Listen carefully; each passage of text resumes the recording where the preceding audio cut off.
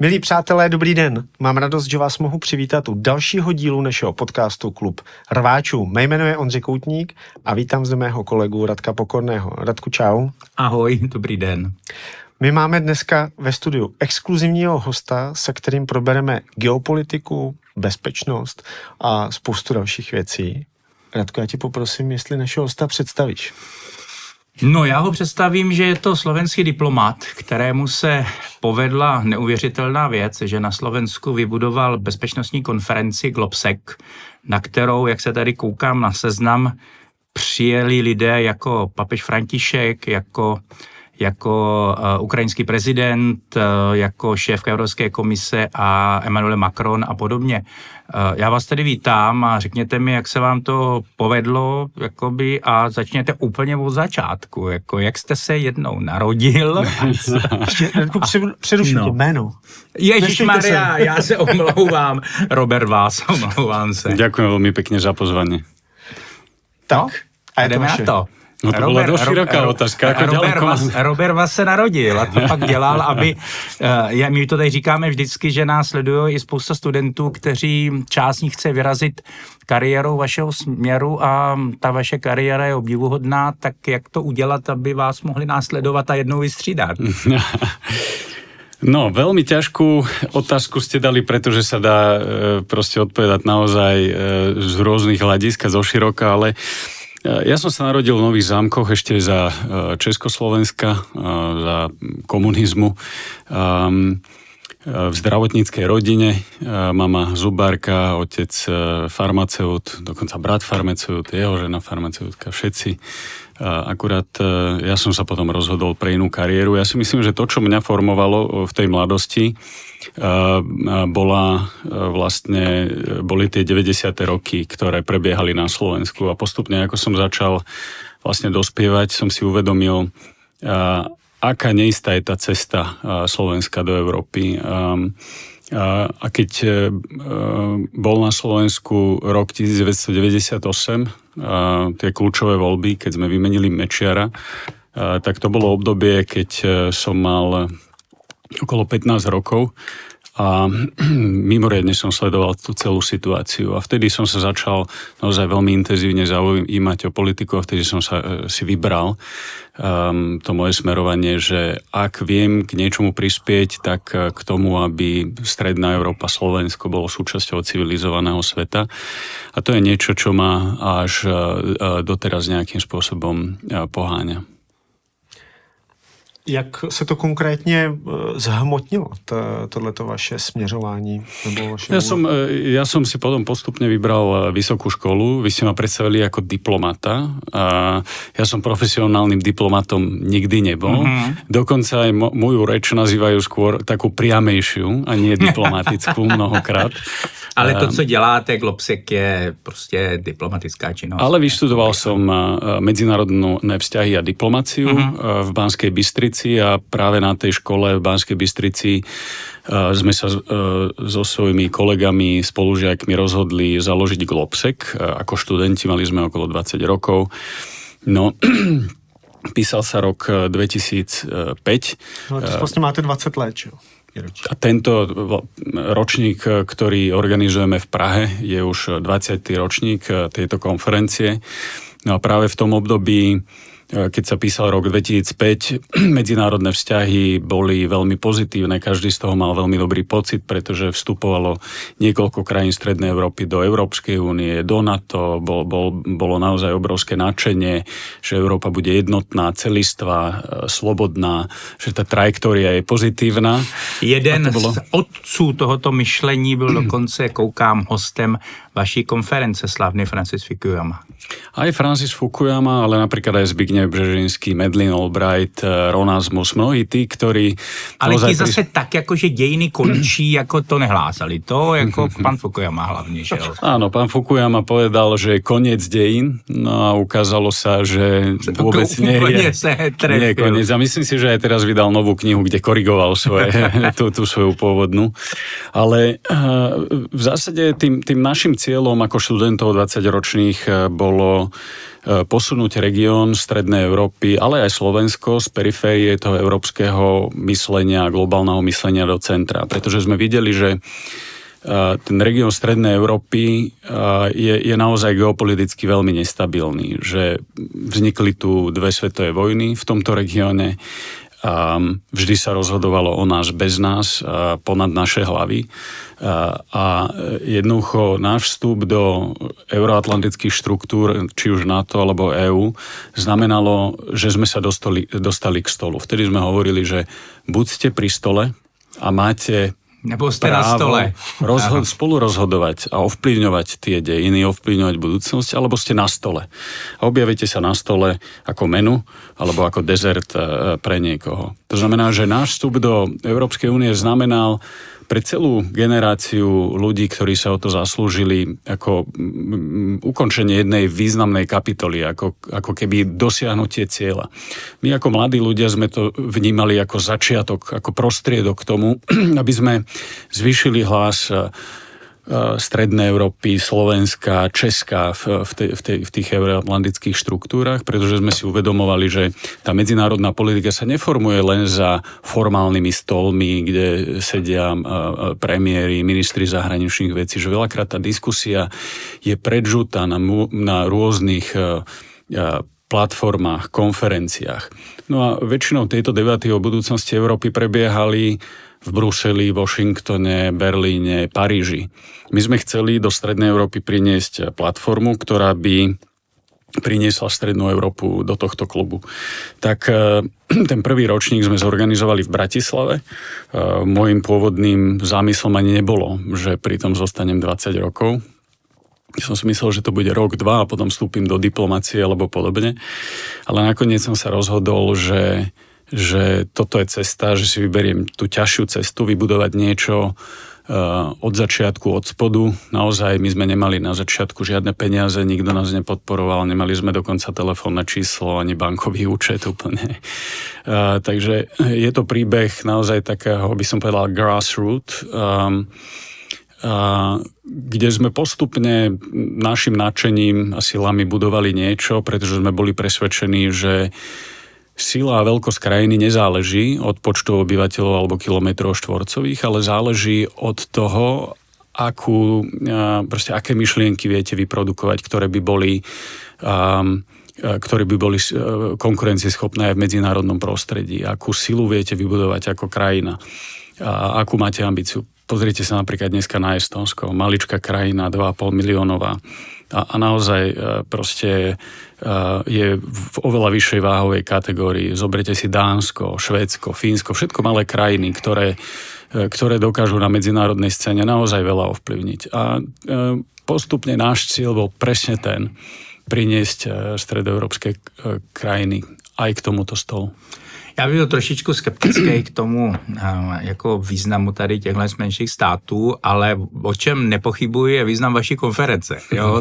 To bych trošku oddělil, to jakoby znovu opakuju, ale takových konferencí jako je plný svět, jak se stalo, že zrovna ta vaše, jakoby, já si dívám na ty jména, ano, většina z těch lidí, když se řekne Slovensko, tak ví zhruba, kde hledat na mapě, ale je to opravdu výjimečný, že je prostě v Mnichově významná konference, to je jasný. Německo je obrovská země, silná ekonomika, když bude chtít, taky bude velmi silné vojensky. Ale jak se to stalo, že prostě všichni ty lidi jako byli ochotní jako se najít v diáři čas, aby přijeli, když je pozval nějaký téměř student ze Slovenska. Já furt ještě se nemůžu dopracovat ty rady pro ty vaše následovníky, jak to udělat. Vôbec to nebolo jednoduché, a keď si predstavíte 20-ročných študentov, ktorí za sebou nemajú nejakú ekonomickú silu alebo nejakú proste dlhú históriu, nenapísali niekoľko kníh a podobne, tak naozaj musím povedať, že to je uphill battle, alebo je to naozaj mimoriadne ťažký boj, kde musíte ukázať nielen odhodlanie, ale aj tú myšlienku. na začiatku naozaj bolo ťažké tých ľudí dostať do Bratislavy, lebo mnohí sa spýtali, že dobre, však tam nemáte ani letisko, kde máme pristať. A sme museli vysvetľovať, že vo Viedni to je len 30 kilometrov odtiaľ. Naozaj to nebolo jednoduché dať napríklad vtedy Bratislavu na tú mapu sveta. Práve preto, že tieto konferencie, ktoré prebiehajú dneska v Davose, majú viac ako 50 rokov, myslím, že 60, takisto Mnichovská bezpečnostná konferencia. Sú to zavedené značky, za nimi stoja proste veľké vlády, veľké medzinárodné korporácie. Za nami nestál nikto, dokonca ani žiadne ministerstvo zahraničných vecí. Takže postupne sme to začali budovať a po pár rokoch sa okolo nás začali zhromažďovať ľudia, kde videli, že je tu nejaká energia mladých ľudí, ktorá sa oplatí podchytiť, do ktorej sa oplatí potom investovať energiu, radami a podobne. A postupne začali budovať medzinárodnú sieť okolo seba, ale jednu vec sme si uvedomovali, že na to, aby sme boli medzinárodne vplyvní a silní, tak a keď sme mali, a vedeli sme, že sme mali a zároveň aj bezvýznamní, na to, aby sme boli významnejší, nemôžeme to stavať len a len na Bratislave a Slovensku. Musíme investovať do našich medzinárodných väzieb a vzťahov. Musíme ukázať, že to je širšia značka, že to není len lokálna, proste nejaká bezvýznamná značka. Takže do toho sme veľmi veľa investovali, aby sme vybudovali našu medzinárodnú správnu radu postupne a dnes som hrdý na to, že keď sa pozriete, kto je v našom medzinárodnom poradnom výbore, ale aj v našej správnej rade. Mám tam bývalého vicekancelára Rakúska, bývalého premiéra Maďarska, je tam Ivan Krastev, bývalá prezidentka Estónska. A v našom poradnom výbore sú ľudia, ktorí naozaj sú významné osobnosti v Amerike, či už z republikánskej alebo demokratickej strany, napríklad minister vnútornej bezpečnosti za Busha, Michael Chertoff, alebo generál John Allen, ktorý bol splnomocnencom Baracka Obamu na boj proti islamskému štátu. Carl Bildt, bývalý švédsky premiér a mnoho ďalších. A to nie sú len ako formálne mená, ktoré sú v našom výbore, ale dokázali sme vytvoriť takú dynamiku, ktorá vlastne bola naozaj mimoriadne dostredivá voči tomu Globseku a cítili, že tá naša myšlienka je autentická, že nie je proste drajovaná niekým iným tretím, ale že je to autentická myšlienka, za ktorou stoja autentickí ľudia, ktorí ju posúvajú dopredu. Vybavíte si nějakého hosta, který byl ten jako úvodní výkop, který vám pak i ty další roky referenčně mohl otevírat dveře k dalším významným hostům, nebo nějaké téma možná to bylo, které jste třeba otevřeli a podařilo se vám ho dostat do éteru? Každý sa ma pýta, že ako dlho trvá zorganizovať takú konferenciu. Krátka odpoveď je, že rok, ako náhle sa skončí jedna konferencia, už sa začína organizovať druhá. A tá dlhá odpoveď je, že 20 rokov. Pretože 20 rokov dneska budujete tú reputáciu, tú históriu, to, čo za vami je.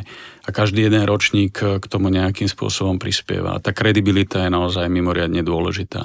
No a máte pravdu, že každý referenčný jeden bod, ktorý sa nám podaril, nám potom pomohol v ďalších rokoch rozširovať tú našu sieť.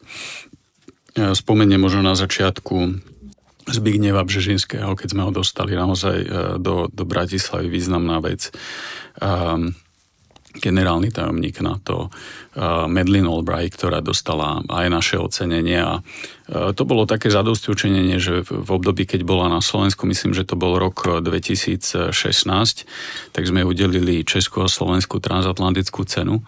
A neviem, či sa pamätáte, ona sa vyjadrila o Slovensku ešte v 90. rokoch, že je to čierna diera Európy. Tak ona, keď prišla potom v 2016, tak povedala, že že už to nie je čierna diera Európy, že Slovensko spravilo naozaj obrovský krok, že dohnalo v tej integrácii Česko a všetky ostatné okolité krajiny. Ale bol to napríklad v 2015 aj britský premiér Cameron, ktorý sa chystal práve vyhlásiť referendum o Brexite. Ja sa pamätám na ten rozhovor s ním, keď vo výťahu som sa ho pýtal, že teda ste si istí, že chcete dať to referendum? Ja si myslím, že to je dosť rizikové, že to je riziko.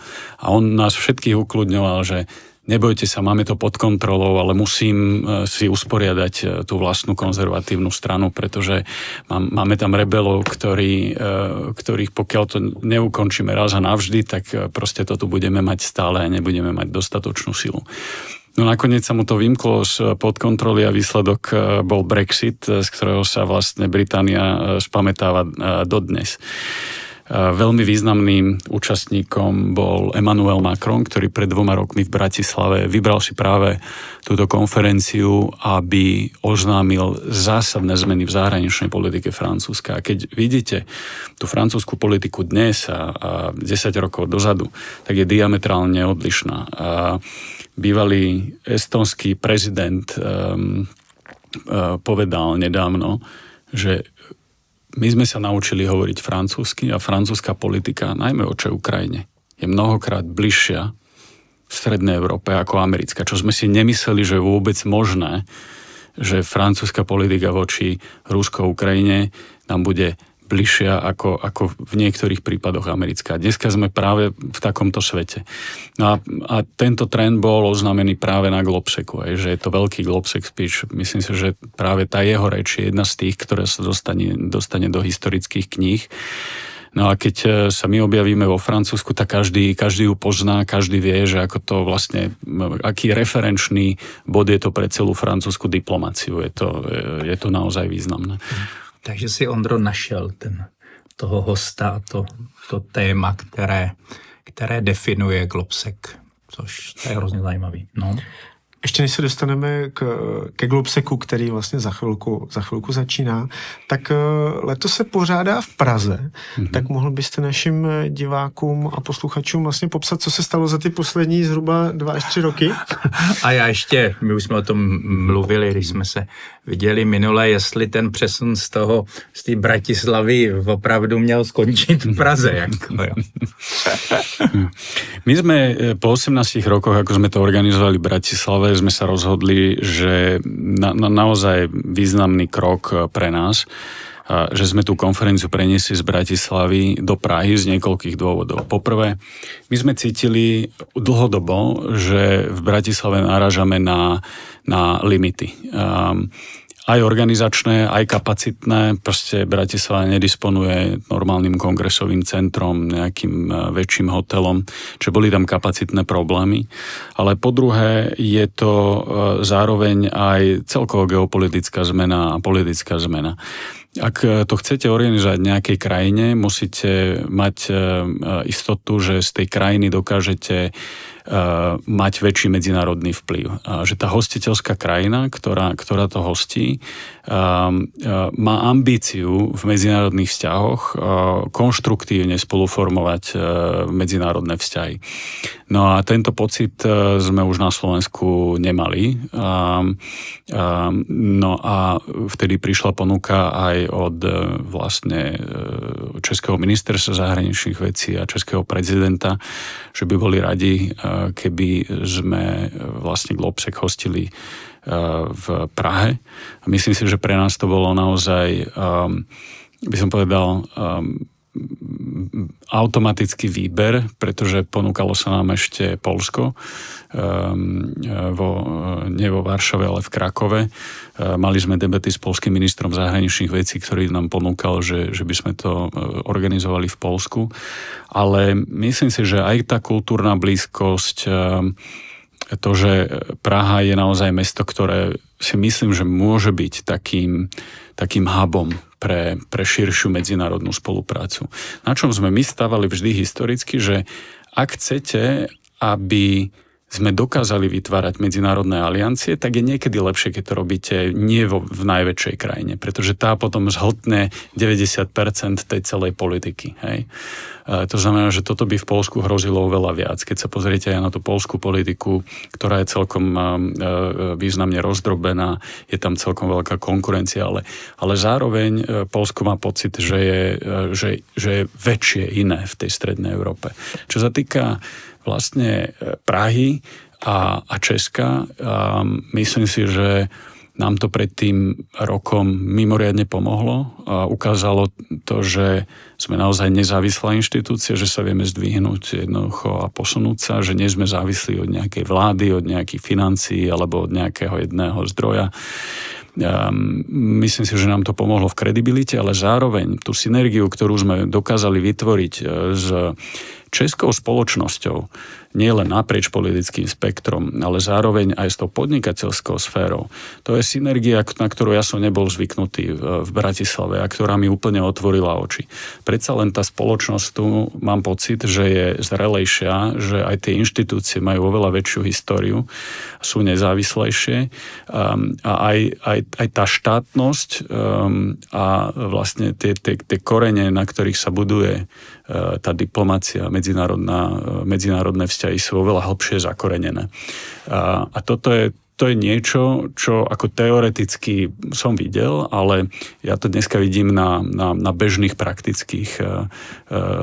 praktickej práci, ktorú robíme. A toto, myslím si, že tá synergia, kterou tu vieme spraviť, je naozaj obrovská. No já jsem viděl, že mezi hosty máte třeba Karla Havlíčka, ale i tak nebojíte se říjnových voleb a to, že ve vládě bude Tomio Okamura, který kandiduje s vystoupením z NATO a z Evropské unie, že bude premiérem Andrej Babiš, který zdaleka neprojevuje takové nadšení podpoře Ukrajiny a Evropské unie, který je ve velmi problematickém europoslaneckém klubu.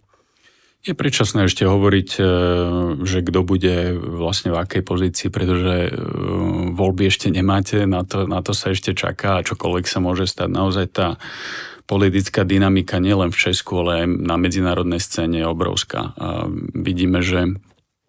videli sme napríklad teraz poľské voľby alebo rumunské voľby iné. Jednoducho myslím si, že je to širší trend, ktorý nastáva v Európe, kde sa tá politika radikálne mení a ona sa posúva zo stredu viac na jednu alebo na druhú stranu, či už doprava alebo doľava. Myslím si, že žiadna krajina tomu nie je imunná. Na druhej strane si myslím, že aj na základe tých našich prieskumov, ktoré máme, Globsec Trend, ktoré sme najnovšie vlastne zverejnili pred nejakým týždňom, ukazuje, že naozaj je veľká zhoda medzi českou spoločnosťou v tom, že čo Česko považuje za najväčšiu hrozbu a 75% Čechov vníma Rusko ako hrozbu v porovnaní s približne 50% v Maďarsku alebo na Slovensku. To znamená, že aj tá podpora voči NATO, voči Európskej únii je významne väčšia v Českej republike. No a myslím si, že Globsec vždy sa snažil podporovať dialog. Pretože si myslím, že otázky medzinárodnej politiky a bezpečnosti by mali ísť nad rámec nejakých vnútorných stranických, by som povedal, škriepok. Toto sme 18 rokov vlastne sa snažili podporovať aj na Slovensku, pretože myslíme si, že otázky základnej životných záujmov by mali ísť naozaj nad rámec stranickosti. A toto už na Slovensku nie je dneska pravda. Myslím si, že v Česku stále existuje veľmi silná zahranično-politická bezpečnostná komunita, ktorá proste je jednotná, ktorá prechádzala cez mnohé vlády. Ale je myšlenkou Henryho Kissingera, že zahraniční politika se poslední desítky let stává funkcí politiky domácí. Áno, domáca politika a zahraničná politika sú prepojené určite. Co jsou za vás v letošní konferenci ty klíčová témata, která jste chtěli otevřít i vzhledem k tomu, co se ve světě děje? Myslím si, že to, cez čo prechádza Európa a svet, je najväčšia disrupcia medzinárodných vzťahov za posledné dekády. Myslím si, že to nie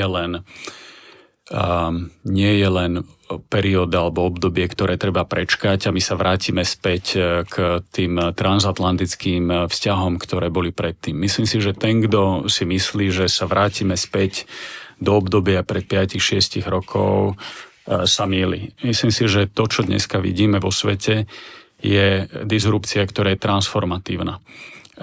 ktorá natrvalo zmení európske vzťahy aj so Spojenými štátmi, ale aj so zvyškom sveta. Preto si myslím, že Európa už dostala niekoľko významných budíčkov v poslednom období. V posledných 10 rokoch bolo niekoľko budíčkov. Každá jedna americká vláda hovorila Európe, musíte zvýšiť svoje výdavky na obranu, musíte zvýšiť svoje výdavky na vlastnú bezpečnosť. Vždy sme to počúvali, ale nikdy sme neboli konzistentní, pretože sa nám žilo veľmi dobre pod tým americkým bezpečnostným dážnikom. Myslím si, že dnes nehrozí to, že by Spojené štáty vystúpili ostentatívne z NATO. Naozaj si to nemyslím. Myslím si, že ako inštitúcia NATO prežije, pretože proste má štruktúry, ktoré sú dneska nenahraditeľné. Ale to, čo je možno veľmi ťažko napraviteľné, je dôvera v článok 5 Severoatlantickej zmluvy, ktorá je vlastne základným pilierom tejto aliancie. A to je dôvera v to, že jedna krajina vám príde na pomoc v prípade, ak by ste sa ocitli v ohrození. Myslím si, že táto dôvera bola otrasená niekoľkými vecami. Tým prvým je vlastne politika voči Dánsku ako spojencovi ohľadne Grónska, retorika, ale aj konkrétne kroky, a druhá bola retorika voči Kanade, ktorá je spojenecká krajina. Toto si myslím, že významne ovplyvnilo rozmýšľanie mnohých európskych krajín. Zároveň druhý taký významný moment, ktorý bolo zastavenie spravodajskej spolupráce voči Ukrajine a európskym krajinám na niekoľko dní. Práve po tom nešťastnom stretnutí Zelenského s Trumpom v Bielom dome. Myslím si, že všetky tieto momenty prispievajú k tomu, že Európania si uvedomujú, že jediná šanca, ako zachrániť transatlantické vzťahy alebo budúcnosť tých transatlantických vzťahov, je vytvoriť silnejšiu Európu. Pokiaľ my nebudeme silnejší, pokiaľ my nevytvoríme našu vnútornú silu ekonomickú, proste konkurencieschopnosť nezvýšime. Pokiaľ nezvýšime naše obranné spôsobilosti, tak jednoducho nebudeme významní, nebudú nás tie Spojené štáty počúvať. Oni počúvajú silné kontinenty. No a toto v Európe nebude jednoduché, pretože Európska únia nebola dizajnovaná na to, aby bola jednotná, aby tam bol jeden nejaký silný líder, ale je dizajnovaná ako inštitúcia, ktorá je postavená na konsenze. A tento konsenzus v Európe veľmi ťažko dosahujeme.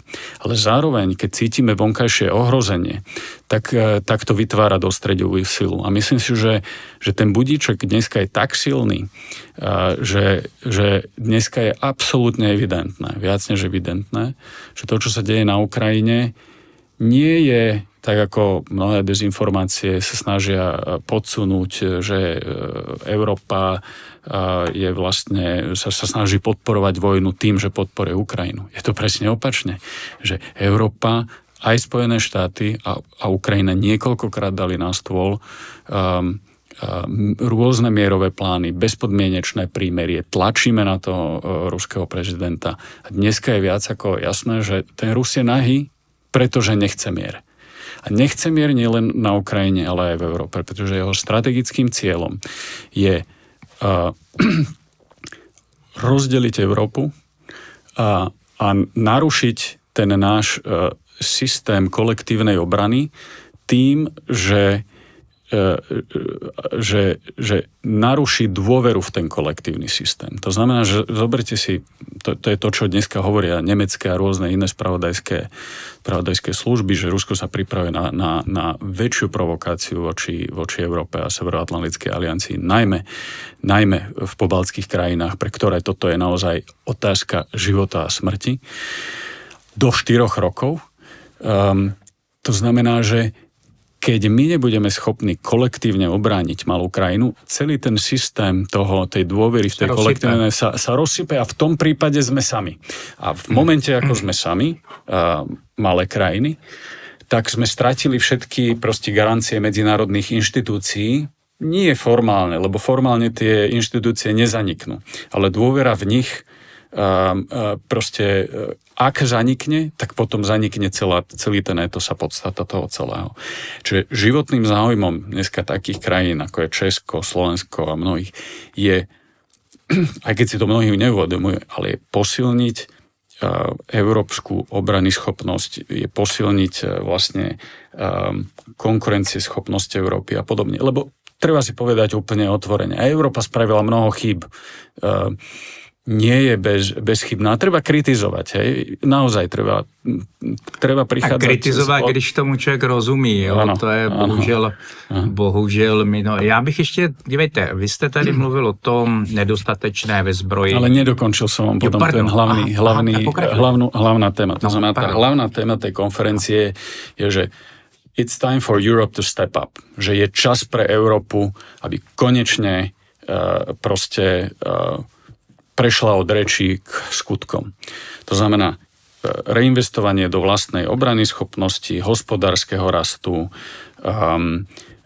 Máme veľmi veľa debát na túto tému, ale zároveň Európska únia a Európa je najúspešnejší projekt multilateralizmu vo svete. A dneska vidíme, že ten multilateralizmus ide do úzadia na úkor bilaterálnych vzťahov a na úkor vlastne pozície silných štátov a sily. A toto nie je v záujme Európy.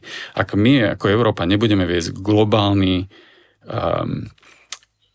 globálnu iniciatívu na záchranu multilateralizmu, tak ju nikto nezachráni. A to jednoducho musíme urobiť s globálnym juhom a inými. To znamená, že musíme zároveň aj reinvestovať do vzťahov s globálnymi aktérmi alebo s krajinami z globálneho juhu. Preto tento rok máme predstaviteľov z Latinskej Ameriky, Čile, Brazília, Argentína, Blízky východ, Egypt, Jordánsko, Spojené arabské emiráty a mnohé ďalšie. Čiže to je jedna z tých.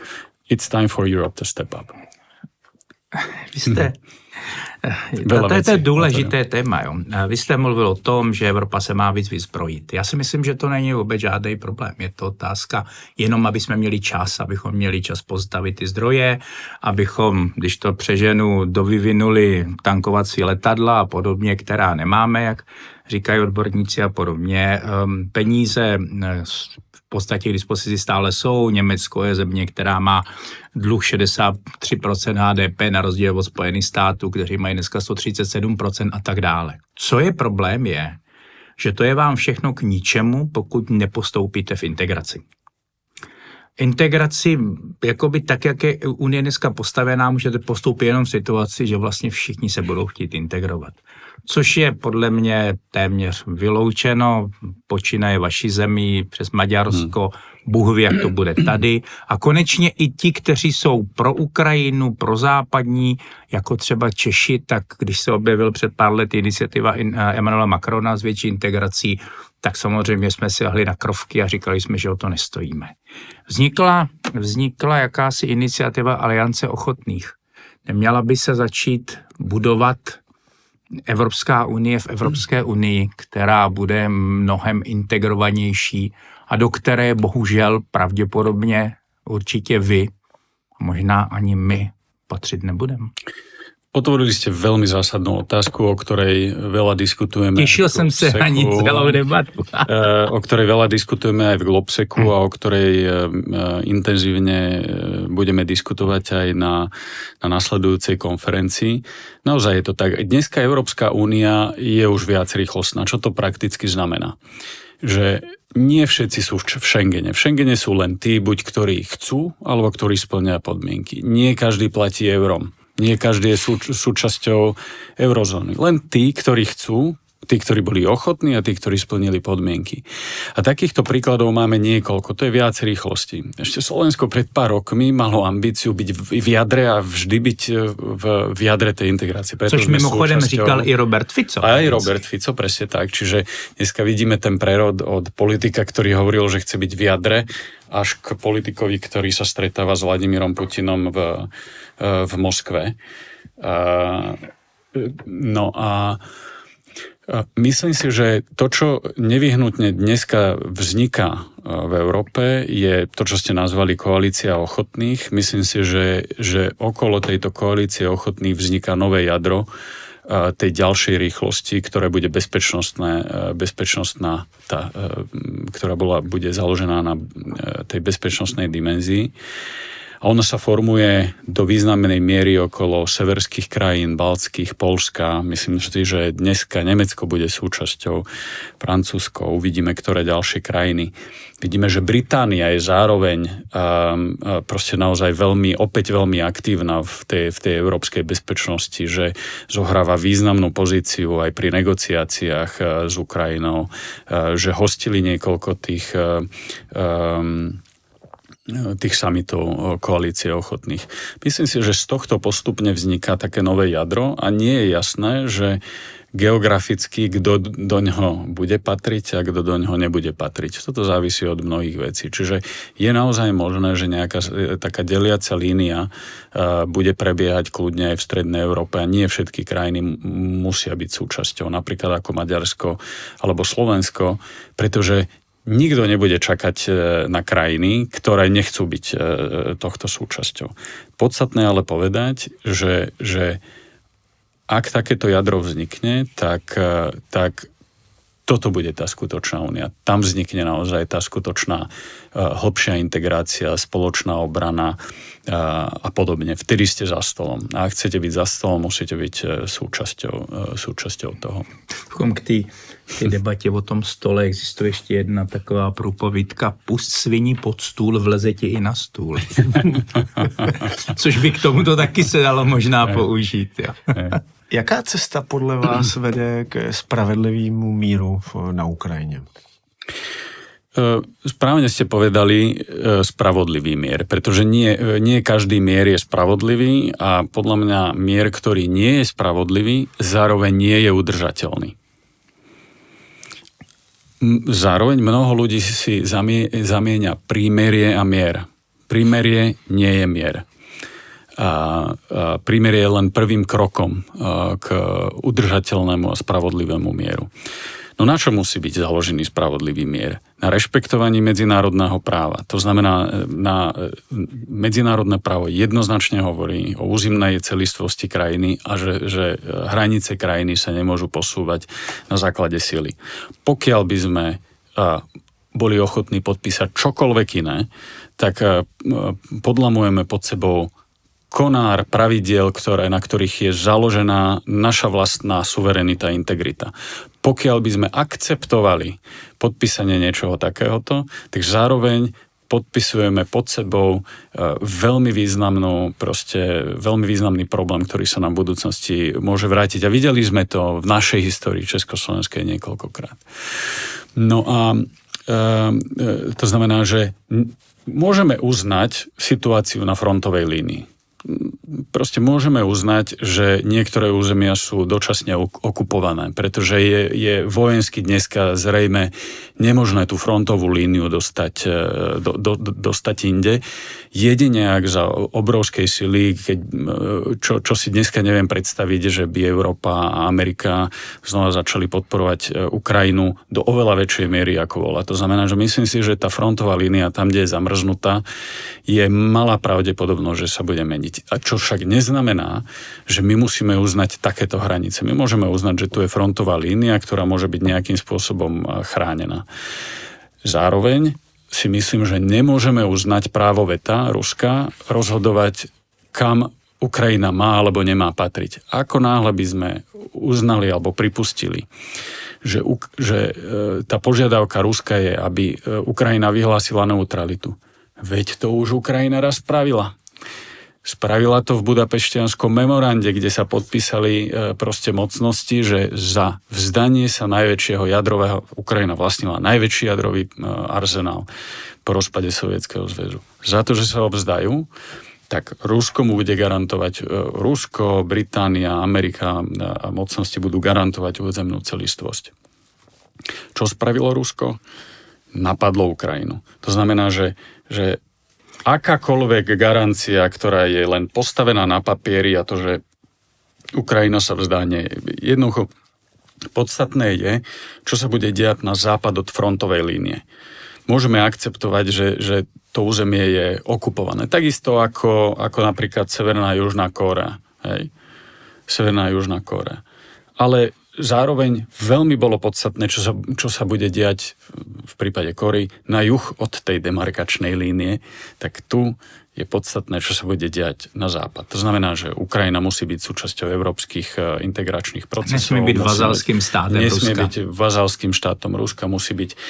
Ja si myslím, že to, čo Putin neočakával na Ukrajine, je, že on stvoril západný národ. Keď ešte Ukrajinci pochybovali, že kam chcú patriť, kde chcú byť, čo chcú byť. Dneska žiaden Ukrajinec nepochybuje o tom, že jednu vec, ktorú vie, že nechce byť súčasťou Ruska a nechce mať nič spoločné s tým kriminálnym režimom. To je absolútne jasné. Čiže že národ naozaj vznikol v tejto vojne veľmi silný a jednoducho, aj keby sa ho Rusi snažili nejakým spôsobom podmať, nikdy sa im to nepodarí, pretože ten odpor Ukrajincom voči tomu, čo tam Rusi narobili, je jednoducho neprekonateľný, si myslím. To znamená, že spravodlivý mier vedie jedine cez potrestanie vojnových zločinov, ktoré tam boli, vedie cez proste medzinárodné tribunály, vedie cez veľmi silné vyzbrojenie Ukrajiny, aj keď by sa nestalo súčasťou NATO, čo si myslím, že dneska je naozaj málo pravdepodobné vzhľadom na postoj niektorých štátov, aj Spojených štátov, ale aj niektorých európskych štátov. Ale napríklad stále aj Slovensko formálne podporuje, a to ešte aj premiér Fico hovorí, podporujeme členstvo Ukrajiny v EÚ a zároveň musíme zabezpečiť, aby jednoducho mali dostatočné bezpečnostné garancie, ale nie, ktoré sú na papieri, ale ktoré sú reálne, ktoré sú cítiť proste tou fyzickou prítomnosťou Európy na Ukrajine. Mě by zajímalo, kdybyste měl říci za vás klíčoví lídři za Evropu, které teď vidíte, na kterých to bude hodně stát, tohle vyjednávání, tak kdo se vám líbí? No, tak to, čo sme videli v poslednom období v Európe, je tiež taký shift, neviem, čo je české alebo slovenské slovo, posun od toho, že na začiatku pred tými 2 rokmi zohrávala Európska komisia silnejšiu pozíciu a Ursula von der Leyen. A dneska vidím, že tento posun od komisie voči veľkým štátom je markantný. Dneska naozaj sú oveľa viditeľnejší lídri, ako je Starmer, Macron, Merz a Tusk. Myslím si, že toto je naozaj proste viditeľné. Na druhej strane, každý z týchto lídrov, najmä čo sa týka Európy, má doma nejaké problémy. Donald Tusk teraz vlastne nevyhral prezidentské voľby prostredníctvom svojho kandidáta Čaškovského, čo môže predznamenať proste, čo môže oslabiť jeho pozíciu nielen vo vnútri, ale aj navonok. Macron dlhodobo vlastne sa borí s tou domácou podporou a tou roztriešteným politickým spektrom a myslím, že o 2 roky sú ďalšie prezidentské voľby, ak správne hovorím.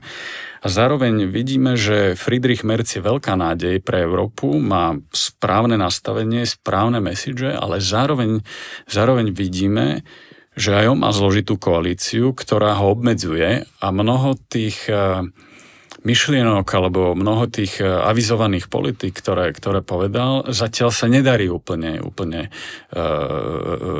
realizovať. To znamená, že v našich demokraciách je to tak, že nie ste absolútny vládca. Nie ste absolútny vládca. Je to dobré, je to správne, má to svoje výhody, má to svoje nevýhody, samozrejme. Ale myslím si, že na konci dňa z dlhodobého hľadiska stabilného je dobré, že v Európe nie je jeden vládca, ktorý tu dokáže proste všetko rozhodnúť. Pretože takto Európa nie je postavená. Ani by sme ju tak nemali stavať. Na druhej strane musíme vytvoriť dostredivú silu. Jednoznačne. Přijdeme k naší tradiční otázce. Poslední, ano, ne. Já myslím, že jsme si toho zásadního řekli mnoho, ale ještě jedna otázka prostě je vždycky. My se naši hostu vždycky ptáme, co by doporučili za četbu, která knížka vás v poslední době oslovila, co si myslíte, že by nemělo chybět na nočním stolku. Ja poviem 2 klasiky. Jedna klasika som to až nedávno čítal, kniha Štefana Cvajga Svet včerajška. A jak som tú knihu čítal, myslím, že minulý rok v lete, tak mi až zimomriavky prebiehali cez chrbát pri tých opisoch tej spoločnosti pred prvou, respektíve druhou svetovou vojnou. A tá scénka, ktorú opisoval, keď viedenskí Židia v roku 1938 sedeli na káve vo Viedni a rozprávali sa o medzinárodnej politike, čo sa deje v Mníchove a podobne. A hovorili, že však nemôžeme byť v Európe takí blbí, veď sme sa poučili z tej prvej svetovej vojny, že ono sa to utrasie, to je len nejaký hlupák, ktorý tam prišiel, to je len perióda, ktorá odíde. Nemci sú silný národ a Európa je silná, takýmto ľuďom odolá. No a o rok všetci boli pomaly odvážaní do vlastne koncentračných táborov a videli sme, že ono sa to neutriaslo samo. Čiže proste tá kniha, ako opisuje ten stav, ako za niekoľko mesiacov sa dokáže zmeniť tá atmosféra v Európe, až by som povedal, že nevysvetliteľne, pretože je poháňaná emóciami a nie racionálnym zmýšľaním, tak mi bohužiaľ v mnohom pripomína proste stav, v ktorom sa nachádzame dneska. Tým nechcem povedať, že sa nachádzame na prahu nejakého väčšieho konfliktu, ale ten koktejl medzinárodný, ktorý dneska vidím v Európe, je naozaj nie je dobrý. No a tá druhá kniha je skôr, by som povedal, rozvojová, manažérska, mne veľmi pomohla. Je to kniha Ako urobiť z dobrého skvelé. A je to, teraz ma nenapadne autor, ale to môžeme... To se dá najít, to není problém.